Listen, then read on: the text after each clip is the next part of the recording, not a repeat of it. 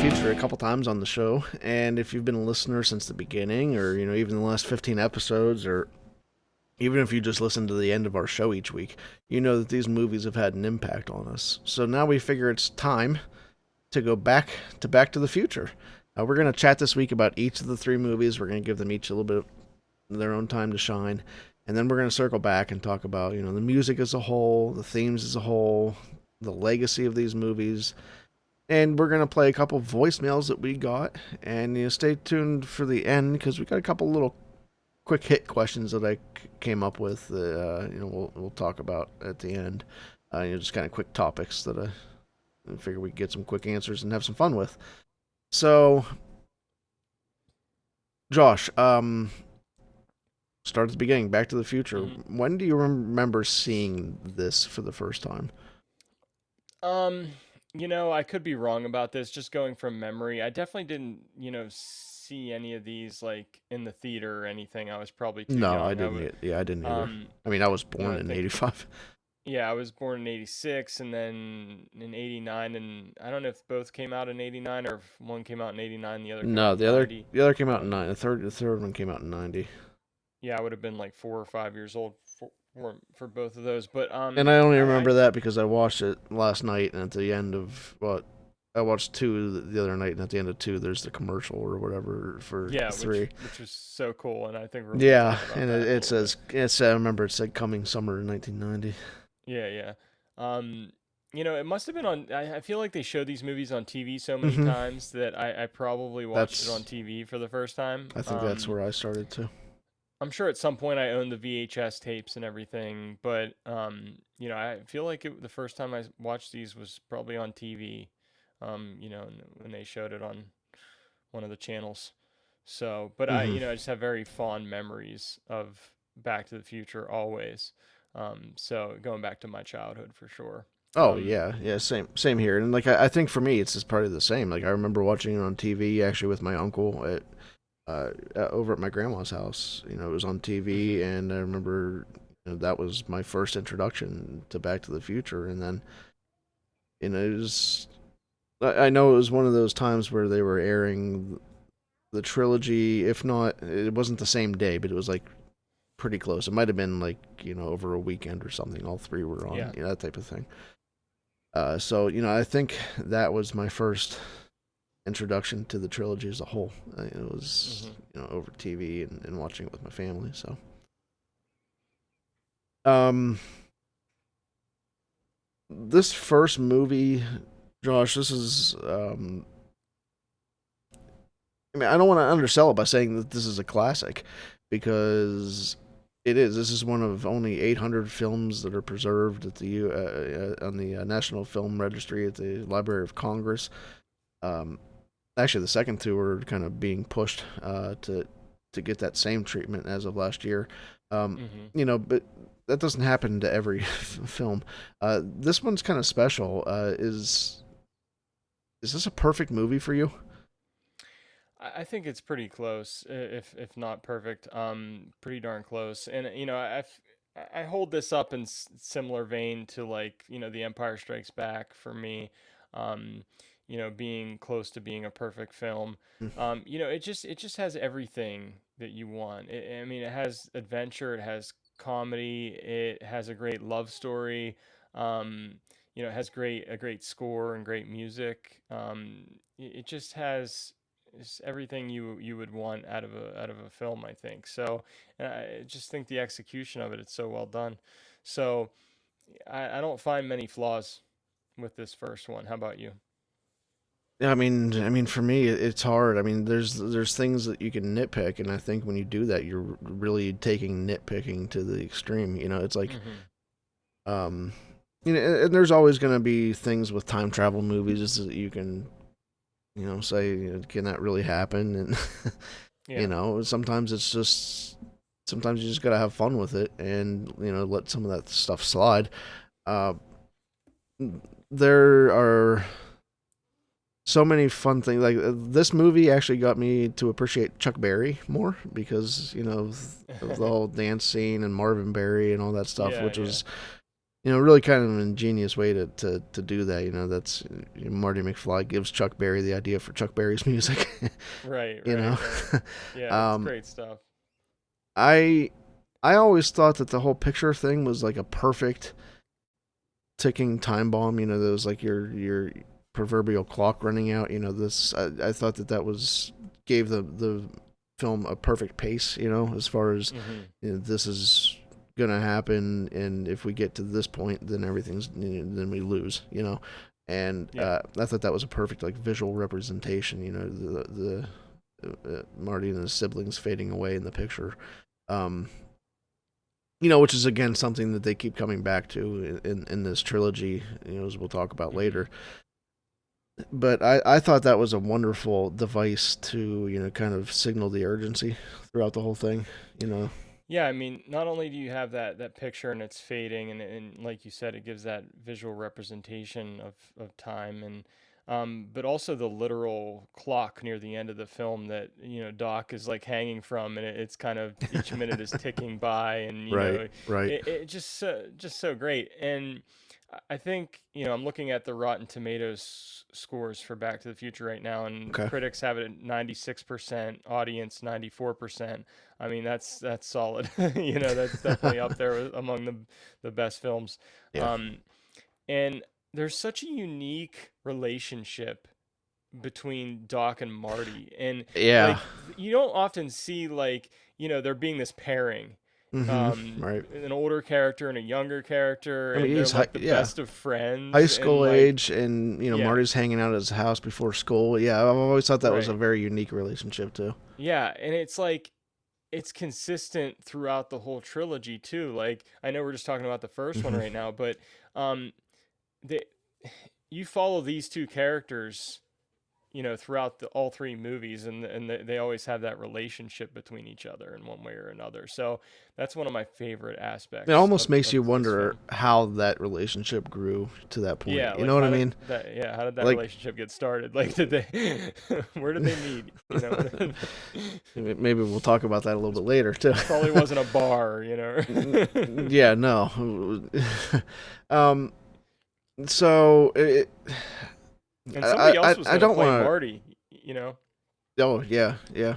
And I forget who it was exactly, but I remember hearing about it and being like, no, there's no way anybody other than you know, Michael J. Fox that could have played that character. Yeah, no, I totally agree. And I don't want to rush through the first one because it's so good. But we're Hmm. talking about a trilogy here, so we've got two more plus stuff beyond that to talk about. So, is there anything else you really want to touch on with the first one specifically before we move on here?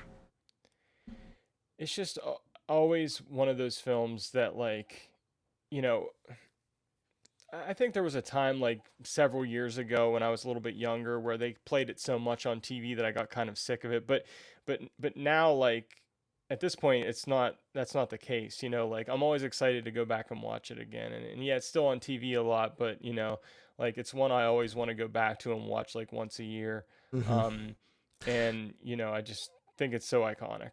I'll tell you something. Back to the Future, for some reason, is one of the few movies that makes me stop what I'm doing, Mhm. and watch. Like Yeah. when I'm rewatching other stuff, Star Wars included, Lord of the Rings included. I can be doing other things. I can be on my phone. Like I can be Mhm. maybe reading while I'm listening to the movie in the background, just that type of thing. I always want to watch Back to Yeah. the Future. You know what I mean? Like Yeah. I don't want to be distracted by anything else. I want to enjoy it. I want to watch it. I want to. Mhm. It's like an experience for something. For some reason, it stands apart from other movies. In that respect for me, and I don't know why. It's so fun. I love Christopher Lloyd. I love Michael Yeah. J. Fox. I love those roles. I love those characters. I love the surrounding characters. A lot of times, as much as I love the main characters, I love Mhm. Leah Thompson that was definitely my first introduction to Leah Thompson. Um, just the whole thing for some reason is special. Yeah. I don't exactly know how to put it into words. And speaking of Leah Thompson's character, and even Crispin Glover, just they both do Yeah, such a Thomas great F. job. Wilson is Yeah, just incredible with everything he does through this whole series. the And characters are so rich, yeah, yeah, and dynamic, and like and how risky was it? I wonder to have like Marty experience like his mother back in time, like kind of falling for him and everything. You know what I mean? and that's a thing that they revisit differently in each film. mm-hmm, You get that moment. Well, like the waking up from being knocked out moment. You get that in every movie, just a little yes, different. And I love how that's changed up yes. because it's familiar, but it's a little different each time, and each one And thank feels you for unique. saying that. Thank you for saying that because one of the things I really wanted to mention about this whole trilogy is that it repeats these familiar beats Yeah, in each one. You know, there's callbacks kind and of yeah, rhymes. There's callbacks. You know, when you think about the diner scene, there's yeah. always a diner scene with like Biff or hmm Griff hmm and Marty's trying to, you know, fight them and then get away from them on some type of skateboard or something like that. So it's just great. I love that. Yeah, not even a diner, but there's a saloon too. Yeah, yeah, saloon as well. It Yeah. always has those things that it comes back to. And Hmm. I mentioned Thomas F. Wilson and like the stuff he does as Biff. He might be the most. What do I want to say? He might be the most diverse character in this. Hmm. Like maybe not diverse Hmm. isn't the right word, but the stuff that he does, I think, is so different from what everyone else has done. I mean, he does.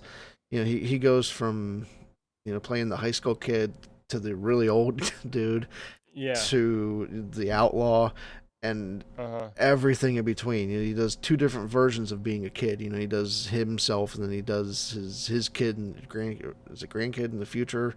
Um, Yeah. he does Hmm. so many different things, and they all do. I mean, Michael J. Fox does, and we'll talk a little bit about what Yeah. Michael J. Fox does in the second one. But just the way these actors have approached these roles and done them differently in each film, something unique in each film that you can latch onto and really love. I think that's Hmm. something unique to this trilogy, for sure. Definitely. So let's move on to part two. This is one of those rare movies that really picks up right after the first one leaves off, and then the third one does the same thing. Um, I love that about it too. yeah, It feels like is one this just really connected, large yeah? story. You know. I think sometimes that can be risky, Hmm. you know. I think it really works really well here, though. But I This agree. trilogy. I really Hmm. think it works well, and I think that making this it's one story in three parts, right? Hmm. Yep. It really is from beginning to end one story in three parts, and I think it really works for this movie. How do you feel about the second part as a whole? I think generally this is kind of more or less well received than the first. Um, hard to follow up on the Yeah. first, but I mean, how do you feel about the part two as a whole? I feel like part two was always my favorite when I was younger. Um, and I loved the future aspect of it, and it wasn't 2015 yet when I was a kid. So I thought, oh, There was maybe still some of this hope, stuff yeah. that, yeah.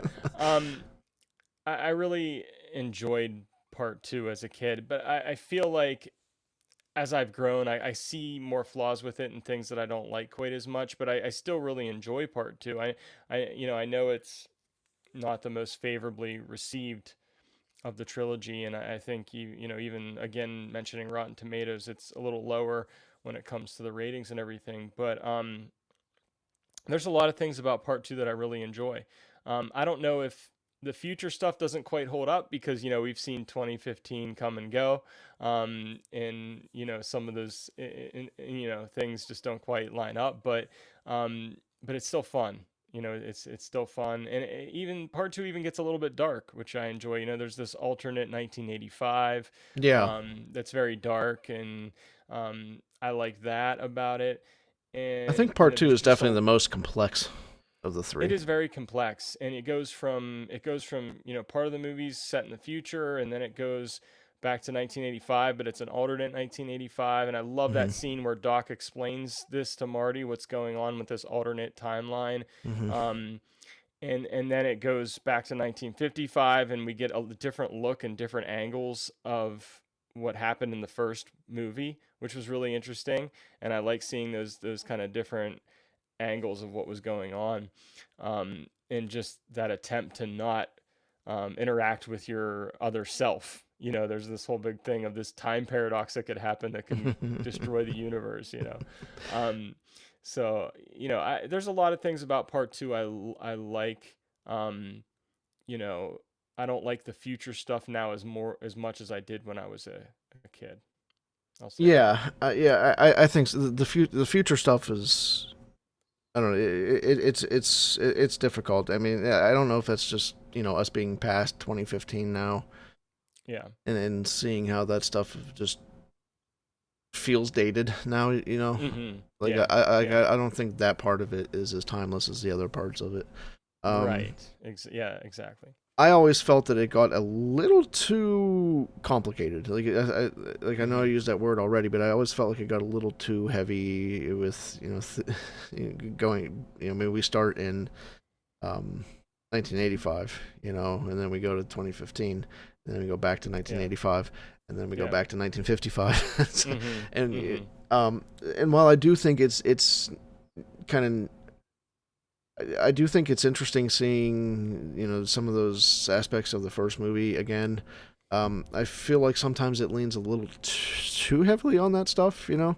Yeah. Um, almost like almost like we criticize some stuff nowadays for being too nostalgia heavy, and it's almost like that's kind of what they were leaning on back then. Even though Yeah. it was only a couple years removed from when the first one came out. But Mm-hmm. I always felt like that was a little bit of a crutch instead of Yeah. adding to it. But um, overall, there's still parts of the second entry in this that I just love, and I still quote, and the Mm-hmm. whole um, unless you got power is is something that's Yeah. always kind of ringing in my head whenever I hear stuff like that. And I love the hoverboard. Yeah. All that good stuff. um, Flea is Yeah. there's so many cool things about the second one that we're introduced to in the second one that it's still so easy to forgive some of the parts that aren't my favorite you know And I'll tell you what, I think when I was a kid, and I think what blew my mind the most about this whole trilogy was in part two, towards the end when the DeLorean gets struck by lightning and you don't know where Doc is, and yeah then it starts yeah that's raining, so and that fun. dude drives in and he gets the letter and he reads the letter and you're like, oh my God, he's back in 1885, and Yeah, then he runs and he sees Doc and tells him, and he passes out, and I just love all that. that's Like that just so kind of, good. That's it's good, so good. really Yeah, good stuff. I'm Yeah. glad you mentioned. I love that part of that movie, and like Mhm. stuff like that. Like I mentioned before, stuff like that is what makes it so easy to kind of forget about the stuff that you don't love so much. Right. Those Yeah. moments that really pay off in big ways. Um, so there are some things about the second part that are different than the first, and I'm talking about recastings mainly. Mhm. Jennifer changed from Claudia Wells in the first to Elizabeth Shue in the second and third entries in Back to the Future. Actually, Wells's mother was diagnosed with cancer. She kind of stepped away from acting to take care of family things, which is totally, understandable. Not Yeah. that she needs my permission to step away from a movie No. 30 years ago. um, and then George McFly was recast. This one was from Crispin Glover to Jeffrey Weissman. This one's a Mhm. little bit of a different reason. Really, they couldn't reach an agreement with Glover to come back. Yeah. Financially, he was asking for more money than they More were than, yeah. prepared to give. Glover, though, later said that his primary reason for not wanting to do this was he felt like the story rewarded the characters with financial gain instead of love. Like Marty getting a dune truck and things like that. Okay. Um, but then, ironically, later he went on to sue the producers for using his likeness. Hmm.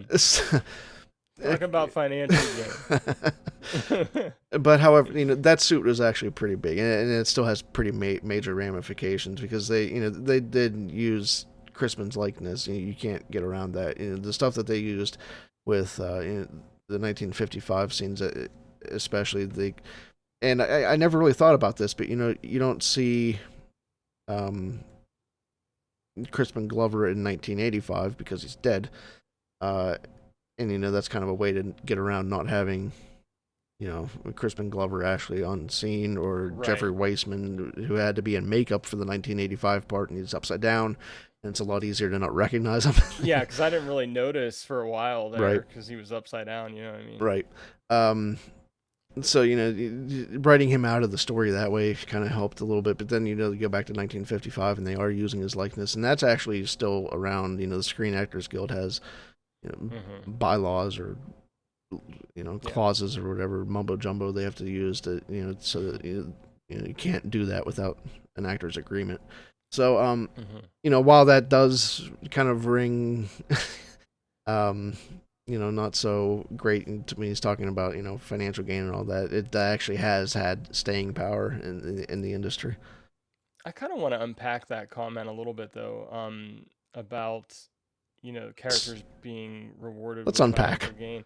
Um, I just want to say, like, I mean, maybe in the first one, maybe that's the case with the truck, but like for part two, like the whole idea is Biff has been corrupted by all the money and wealth he's gained, and like, he's really just this miserable, unhappy human being. So I think one of the themes, actually, at least in part two, is that money's not going to buy you happiness. Um, And even in the first part, I don't know that that's the reward at the end of the movie. I no, think it's that's just I think that's obviously, a side effect. I think that's a bell and a yeah, whistle. and it's what because George stood up to Biff in 1955 when Marty goes back. Um, he becomes a stronger person for it. Hmm. He no longer has that, Biff doesn't have that control over him anymore, and he's able to be more successful in the future, and have a better job, and his mom's not like an alcoholic anymore, and like Yeah, things turn out better for them because the change of history was kind of the course of history was kind of changed. yeah, great. And alternate, kind of fixed timeline. 1985 Biff is. I love that Biff. Yeah. when, He's when he's like he's he's just a waxing the bumbling car. fool, yeah. And Yeah. he's trying to get away with only doing one coat of wax. uh, I, yeah. I love it. I love it. Um, Yep. so transitioning to part three, how many movies do you remember that have a trailer or a commercial for their follow up right at the end? I was thinking about that One. the other night. One. Yeah. Only one. The Matrix Reloaded did that, Okay. Okay. where at like the end of the credits they had a preview for the Matrix Revolutions because it was coming out like 6 months later. But Oh, all right. The only I, thing I I was think thinking, and correct me if I'm wrong, but one of the Phase One Marvel movies, I'm pretty sure had a trailer for Avengers at the end of it, that could be. That could be. and I I'm forget. not I sure don't know though. if it was Captain America, but I forget. But Hmm. I'm pretty sure that one of those first Phase movies had that trailer at the end. That's all I could think of. Yeah, I mean, I know it's not many, but I think No, you know, but it's so Back to the cool though. Future. It's so Yeah, cool. and I don't know if Back to the Future was the first trilogy to do this, but I don't know. I'm pretty sure that parts two and three were filmed around Together, the same right? at like the same time, and Right, then they right. did that with Lord of the Rings trilogy, and Yeah, then yeah. The Matrix filmed parts two and three at the same time. So I don't know if Back to the Future was kind of the first to do that or not, but I don't know. um, That's a good question. yeah. I don't know. Hmm. So, moving on to part three, I gotta say, I personally love this movie, and Hmm. the first one has to be my favorite, but there's no question that part three is a close second. I love part three, and I don't know if it's the western that hits at my heart a little bit because I love the western aspects of this movie. Hmm. I love starting in 1955 and getting that doc, and you do the whole transition at the drive-in theater, which I thought that's a brilliant transition to go from the Yeah. Cowboys and Indians straight into the Cowboys and Indians. I Hmm. thought that That was very was cool. I thought that was amazing. Um, how do you what do you think about the third movie? So here's what I'm gonna say. We're gonna differ a little bit here. Okay. For me, when I was a kid, like part three was always my least favorite because I was never really into westerns. See, I'm not either. This was a weird. I don't know. Yeah, yeah. Um, but this one's been growing on me though in recent years, and the more I watch it, the more I appreciate it, and the more I enjoy it. I think it has um I think it's just a good film. You know what I Yeah, mean? Like yeah. I think it's well done, and I Hmm. think it concludes the series, really in a rewarding kind of, you know, I don't know what the word I'm looking for is, but satisfying way. Hmm. Um, Hmm. and I think this has a lot of heart. I think part three has a lot of heart. It does. It does. The becomes more about like love and family, and the relationship between Marty and Doc even gets even kind of deeper, I think, in this one. Um, so it's really growing on me. It definitely was used to be my least favorite, but now it's growing on me. So Yeah. Yeah. I gotta say, I really love this movie, and I don't. Again, it's hard to put my finger on it, but I love kind of the alternate characters that show up here. The characters that we're familiar hmm with. I love Buford Tannen. yeah. I love his posse. The posse is hilarious. When they play against each other like that, like the whole the forfeit, the gunfight thing, and say you win without a Yeah. fight, and you can't do that. I love that whole thing. Um, I love. Let's talk a little bit about the love interest in this because we've seen Marty's hmm love interest, but this is where Doc gets his own love interest in Clara. Uh, I always thought that worked really well. I liked those two together. It's a different Yeah. pairing. I don't think that I was expecting it, but it's a different pairing, and I think it really works well together. Like you said, it gives that some heart. Gives hmm Doc some heart. Before I think he was mostly comic relief and kind of moving the plot along, but I think this gives him some depth and some heart. Yeah, and if you think about his character always being so focused on like science and inventing and everything, and Hmm. um, but this is really different for him because it involves Right. matters of the heart and and love and things that he maybe can't necessarily he isn't familiar with. He can't define those things as well as science and stuff like that. But they still have that common ground to stand on because they With both Jules love the Verne, science. They both yeah, love. She has the astronomy. That she's teaching him about astronomy, and he's yeah, that's kind of what brings them together. And then the Jules Verne, hmm is what gives them more common ground. But I think that was, I really liked that relationship. Um, yeah. And I think it was really heartbreaking actually when Doc tells her he has to leave and she makes him yeah. tell her why and he does and she But it's of course can't believe him in that no, moment, right. and I just that really struck me that scene and everything. I thought that Yeah. was well done. Yeah, that was definitely a tough one, and it was a good kind of flip flop, and because she says that she believes him, and then she says that she believes that he Mhm. doesn't want to be with her anymore, that type of stuff, and she kind of Yeah. flips it on his head, and he gets a slap on the face, and that I think that slap hurts, just watching Yeah, it. yeah. Yeah.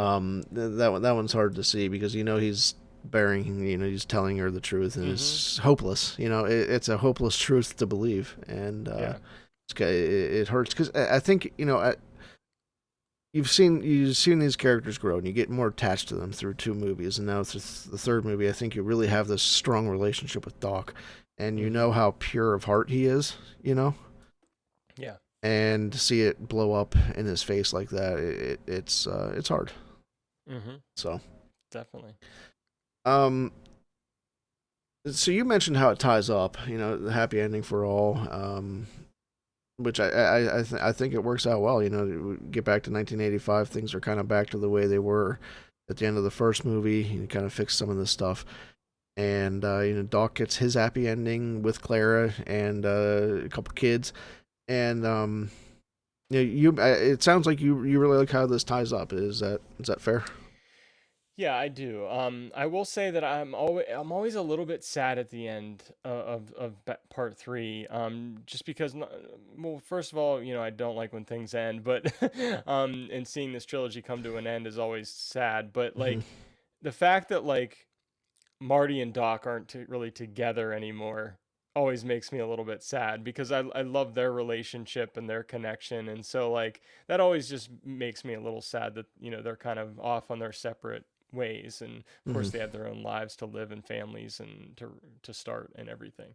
Um, so, but I other than that, I do love how it ends. I think it's very fitting. That the DeLorean gets destroyed, but then we see Doc come back, and what I really like is um, how things tie back to like things that happened in part two. Like Yeah, right. Hmm. he uses like the Clint Eastwood move and the duel, I um, love you that. know, I love which that was with cool the with the bulletproof steel plate. vest. Yeah, thank you for Yeah, mentioning yeah. that because I wanted to mention that Hmm. too. I love how that ties back to part two. Yeah, and then also with the printout that Yes. Yeah. Hmm. why can't I think of her name right now? Jennifer. Jennifer has that says like it said you're fired, right? It Hmm. was like Marty being fired, Hmm. um, and then and it was always mentioned that Marty was in this automobile accident. In the Yeah. second one, it Yeah. was mentioned, and that's when his life kind of turned upside down. But Hmm. he decides he's not going to have this race with I think it's with like Flea's Yeah, character, it's needles. Yeah. Needles. Yep. Yep. Um, and he just decides, no, I'm not letting my life go this way. The Even though the I've, the first time he's able to get past the chicken stuff the chicken is thing, being yeah. called a chicken, being Yeah. called, because it's tough for a guy to be called like a chicken or whatever other word they might use for that Yella. nowadays. Yeah, yellow. Um, and so like him being able to overcome that and not making that choice and things turning out much better this time, and Doc just saying at the end like the future hasn't been written yet. Yeah. You can always change your future. Right. So just that message that happens at the end too. I really like that. Yeah. No, I totally agree. So let's transition to talking about some of the music here. I'm gonna start actually kind of flip this on its head, and just since we're talking about three right now, um, ZZ Top in this. I love ZZ Top in this. Yeah, It's so, yeah. um, they're I believe it's called Double Back, the Mhm. song that they Yep. they play at the clock tower thing. Mhm. Um, I enjoy that it quite a always bit. sticks in my head. I can't Oh yeah, I can't it's help it. very catchy. It is. Yeah, yeah. uh, yeah. Yeah. Um, but the music in this as a whole, I'm talking about ZZ Top and having some fun with it. But the score, Alan Silvestri's score in all three of these is top notch. It's Like, phenomenal. It has such a distinct sound too. yes, And if you've seen other movies that Alan Silvestri has scored, like I'm thinking of Avengers and Ready Player One. You can hear like little hints of that Back to the Future sound that he has created. Um, so it's such a unique sound for these films that he created with his score. I love yeah, it. yeah, absolutely. And it's one of those anthems, those themes that first of all, you hear it, it's stuck in your head. But I mean, second of Hmm. all, you know what that's from. Yeah. And you play that for Yep. almost anybody, and they know what Hmm. that's from. You know what I mean? Yep. It's I mean, iconic is the easy word, but Yeah. that's really what it is. It It's is iconic. absolutely. You talk about like film and industry, and I think that this is one of the premier works as far as like a score goes. Hmm. Um, but then it's not even just the score. We talked a little bit Yeah. about ZZ Top, but then you hear right after that whole thing with uh, the alarm clock stuff that Doc has set up. What do you know? Right after that is Huey Lewis in the news. Hmm. It's you hear that song on the radio, and I have to I feel like I need to watch Back to the Future. It's like Yeah, dude. this The stuff is Power of Love so yeah, is it's one of my all-time favorite songs. yeah. Because not just because it's in this movie, but like I never get sick of that song. Such a Like good song. I'll listen to that any day. Yeah, I really love that song and how it kind of sets the tone for the first film. yeah. No, agreed. The the music from start to finish, the stuff that they use, like the ZZ Top and the Huey Lewis. You could go to the score, and it's so good. It's perfect. I don't know how Hmm. else it could be better. Agreed. Um. So trilogy as a whole, where does this rank for you in terms of trilogies? I think for me, You have Lord of the Rings, might be tip top. You have Star Wars. Hmm. I don't know where I want to put this. Like it's almost like right there at the top also because like I said before, this is one of the few that makes me really just want to watch. You know what I mean? And Hmm. it's hard to put it below those two since it commands so much of my attention. Yeah. It's almost like it's like right there. You know what I mean? Hmm. Like top for me. It's certainly in my top five trilogies. I definitely have Star Wars original trilogy up there. Hmm. Lord of the Rings trilogy, of course. The Dark Knight trilogy, I really love. Back to the Future trilogy, and there's probably another one that I'm not thinking of, but it's Matrix. definitely, uh, No. possibly. But Okay. All right. the second and third one didn't live up to the first one. Oh. Okay. But um, but the Matrix is up there. But I'd say Back to the Future is right up there in my top five for sure. Yeah. Yeah. I mean, it's weird. It's hard for me to put it like top, and it's hard for me to put it at like three because I think three is too low, and I think top is maybe a little too high. I don't know. It's weird, Yeah, you know. yeah, yeah. I hear But you. it's definitely up there. Mm-hmm. What about the first? Like as far as the first on its own, where does that rank for you as a film? Um, it's got to be top 10. I mean, it's definitely up there in the top 10. I mean, like I said, it's a nearly perfect film for me. Um, it's just a movie I always think of when I think of great films, and I just think of Mm-hmm. film in general, or I think of Back to the Future. It's always right there on my Yeah. mind. Yeah, I mean, it's hard for me to put a number on it, but I mean, Yeah, like I said, it's it's definitely hard to top yeah. 10 for me as well. Maybe top Hmm. five. I think on its own, just for watching the first movie, it's really high actually, and Hmm. I think top five is pretty fair to say for me. Yeah. You have maybe the best of the best is Star Wars. So I think for me it would have to be like Return of the Jedi, and then Hmm. you know for me, I always have Lion King in there. I love the animated Lion King movie. I think that's one of my that might be my favorite movie of all time. Hmm. And then you have like Lord of the Rings might be like I think maybe like Return of the King probably would be my top there. But then there's Back to the Future, and I think I have to put it there above Yeah. any of the other sequels or prequels for any of the other movies. In any of those other trilogies, I think it has to be there. Yeah, I So. mean, Back to the Future is definitely in there, in that conversation for me. Like my top, some of the movies in my top 10 are some that you mentioned, like Hmm. Empire Strikes Back, Return of the Jedi, um, Two Towers, Return of the King. I love The Dark Knight. Inception is probably in my top 10 too. The original Ghostbusters.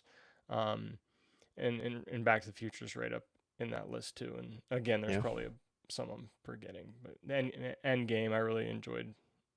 So as we're talking Endgame. kind of like legacy here, I think this is a no, I don't think that this is definitely a groundbreaking movie in terms of special effects as well.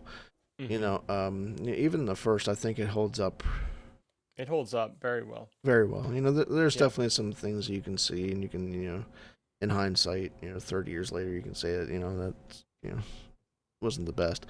But Hmm. for its time, this is amazing work. And then actually, the second is kind of where I wanted to talk about this because the second is where we did some really amazing things, and this is an ILM, um, achievement here, doing Why the does that things not like surprise me that it was no, ILM?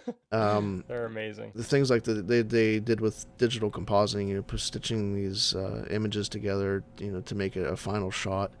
Uh, VistaGlide motion control camera or something that they used on this movie, and that's let them shoot one scene, with one character interacting multiple times, and they talk about like Michael J. Fox.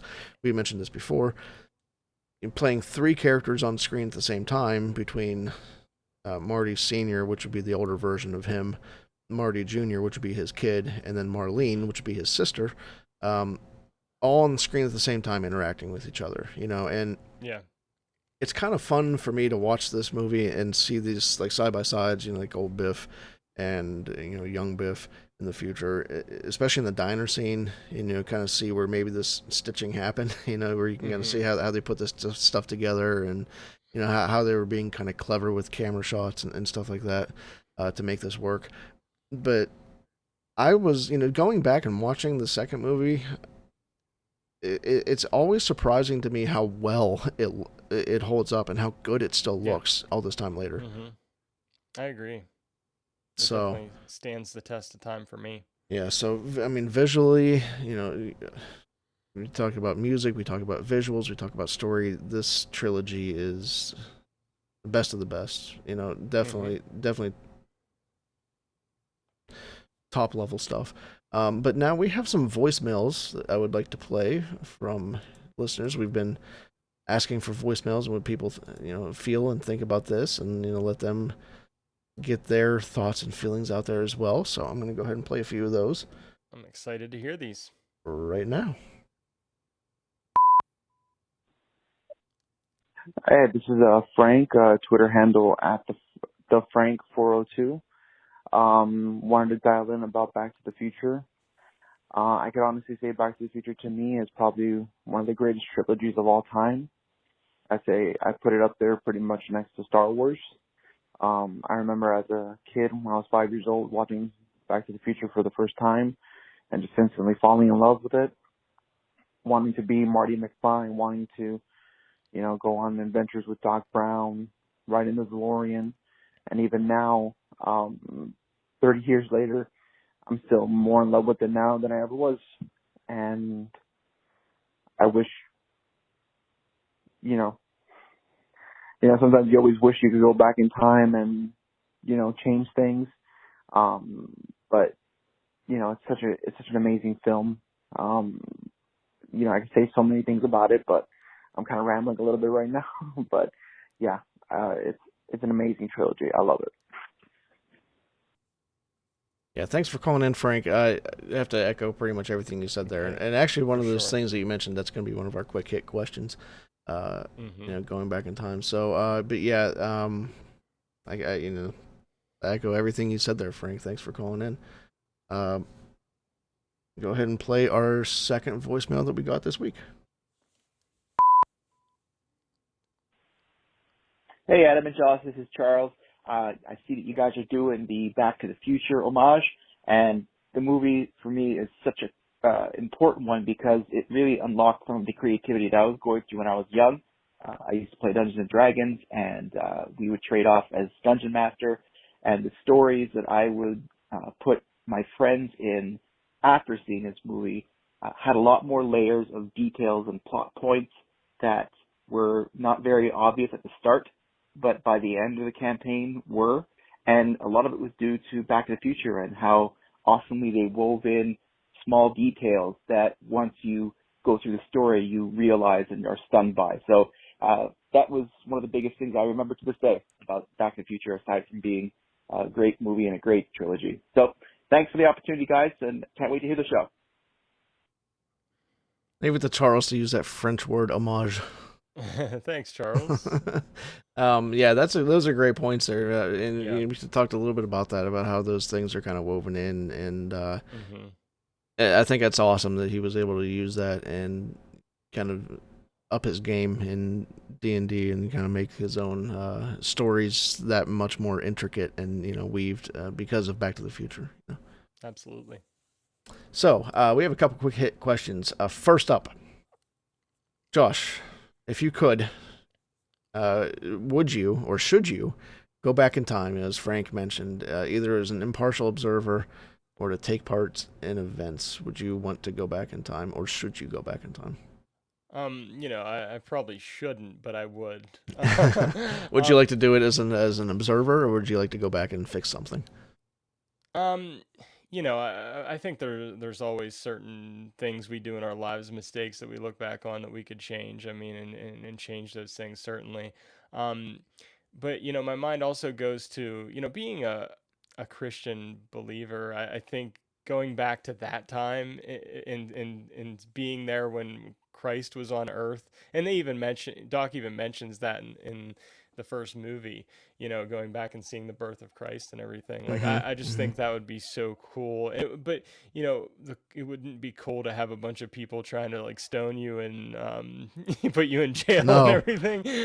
That would not be cool. But I think just to see some of those events transpire would be really cool. But if there was another time I'd like to go back to, I really do love the 80s, and I didn't get to really like grow up obviously as a young adult or adult in the 80s. We would probably be more So 90s kids. yeah, for sure. So I would love to go back to the 80s and just experience some of what that was like at my age right now. Because the movies and the music I always cling to or and love is stuff from the 80s. When I watch Stranger Things and when I watch movies from the 80s like Back to the Future and Ghostbusters, I just feel like, wow, that's kind of like my time period right there that I love. So, nice. Yeah. I mean, I'd always be tempted to go back and fix something. And it's easy to kind of say this because I don't have a time machine to be able to do it, but it's like part of me, like I said, part of me wants to do that, and part of me realizes that those things that I'd go back and fix is how I grew into what I am. Yeah, you learn from those things. That's a great point. You know what I mean? So I don't, like, it's easy for me to say I'd like to go back and fix this and fix this, but then also I don't know if I want to or if I should, because that's, like I said, that's what makes me who I am today, the good stuff and the bad stuff. So, you kind of already mentioned the next question I had was, if you were guaranteed to not cause any type of paradox, where would you like to go visit? And so for you, it would be, back to birth of Christ in the 80s, right? Yeah. Anything else? Two very different time periods.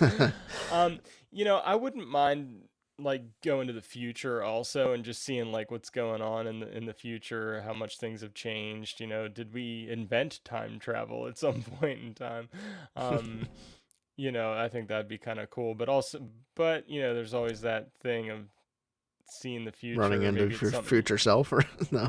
Maybe. Yeah. Okay. I want to run into my future self. So I've always really wanted to go back to colonial America. Maybe around the birth of the nation, maybe around that Revolutionary War type period. And I don't, like you said with the crucifixion of Christ, you don't really want to be there, but right. So I really wouldn't want to get shot at by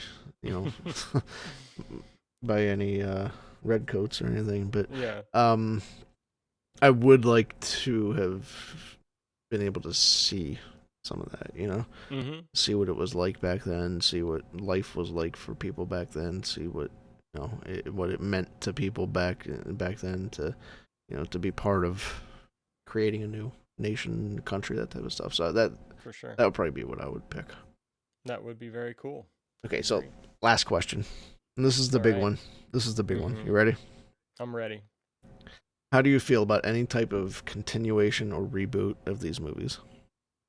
Because it always comes up. It always comes up. I have to say no, and no. Okay. Is there anything that can be done to change your mind on that? No, absolutely original not. Cast, original anything? The original cast is not, and I mean, God bless Michael J. Fox, but they're in Christopher Lloyd, but it just wouldn't be the same. They're not, in the condition to come back and do this. Yeah. So, and if it's not them, then I wouldn't want it to be anybody else. And I think some things are just well enough left alone, and they're just maybe not perfect, but as good as they can be already. So, like, don't mess that up, So no prequel about Doc and Marty meeting for you? No, I don't need to see it. I don't want to see it. Please, they better not do it. All right. What about an expanded universe novel? No.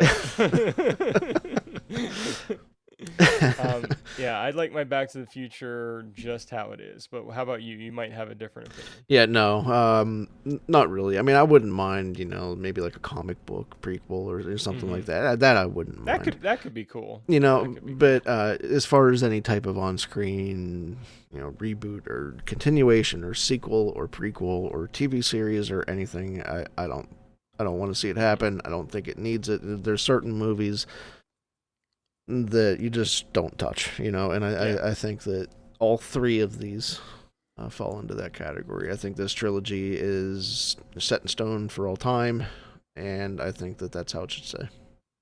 I am with you 100% on that.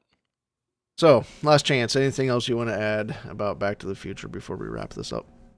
I would just say that if by some chance you haven't seen these films, or you've seen them maybe Why are once or you twice, alive? and If you, yeah. number one, why are you alive? No. Yeah. Maybe you watched it a while ago and you weren't really into it. I just suggest giving it another try. I mean, first of all, the first film, as we've talked about, is just a classic film and nearly a perfect film, one of the best out there. And the trilogy as a whole is one of the best trilogies out there. And rewatching it will allow you to see some of those things and appreciate some of those things we talked about, like those repeated beats that we see throughout the trilogy, the actors' performances, and some of those things we talked about with Michael J. Fox playing multiple versions of his family members, um, and you had mentioned, was it Thomas Wilson Yeah. playing all those versions of that character? The score, the songs, everything.